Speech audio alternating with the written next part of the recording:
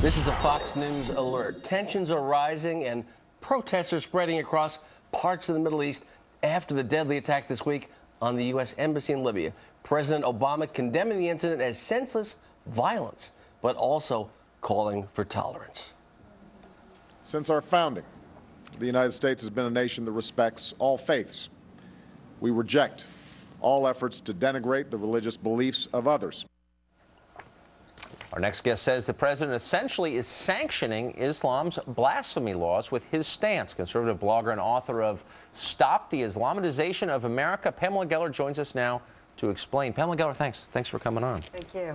So the president said the U.S., quote, rejects efforts to denigrate the religious beliefs of others. What is he saying when he says something like that? Well, this is adherence to the blasphemy laws under the Sharia.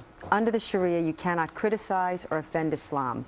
By condemning the movie, he's condemning freedom of expression. He's condemning freedom of speech. And he's also condemning these he's also sanctioning these murderous rages that these Muslim mobs have been going on. This is very dangerous because this is our First Amendment right. And our First Amendment right protects all speech, not just ideas that we like, but ideas that we don't like, because who would decide? The government? These Muslim mobs?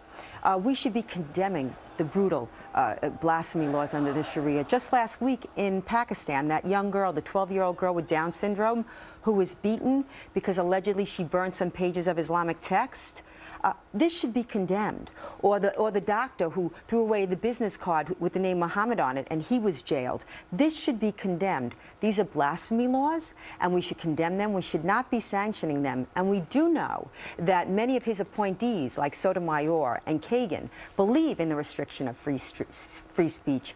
This is a clash of values.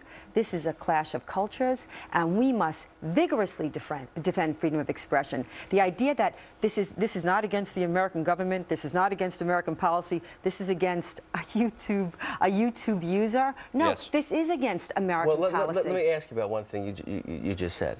You said the president is sanctioning this rage. This murderous rage. Is that what you said? That's exactly what I said. So do you really believe in your heart that the President of the United States is sanctioning, meaning approving, meaning excusing, meaning allowing the murder of an American diplomat? You're not really saying that, are you? I'm saying he's sanctioning the motive. What's the difference? You're saying it's the same thing? Sanctioning the motive, yes, absolutely. And what would be his motive for doing so?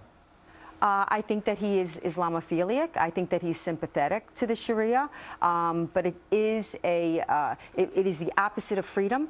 It is anti-freedom. Those are not anti-film protests. But you're saying that the President of the United States is putting his Islamophilia above his obligations and duty as the President. Is that what you're saying? I am saying that it is his duty to protect our First Amendment.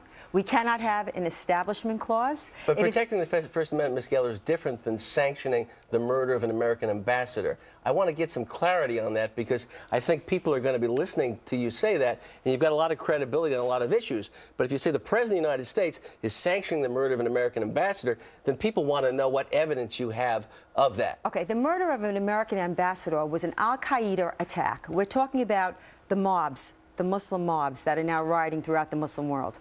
That was an attack. That was a 9/11 attack. Yes, it was. That was al-Qaeda. So that you're talking about something different. I am saying that he is sanctioning the motive behind these riots, and that is not his place to encroach upon our freedoms. The bottom line is you cannot ask me to sacrifice my freedom so as not to offend savages, and that is not his job. His job is to protect and defend the American Constitution and the First Amendment. All right. And frankly, that's what these riots are about. They are not anti-film riots. They are anti-freedom riots. Well, Pamela Geller. Thank you. Thanks, Pam. Appreciate it. Nice to see you.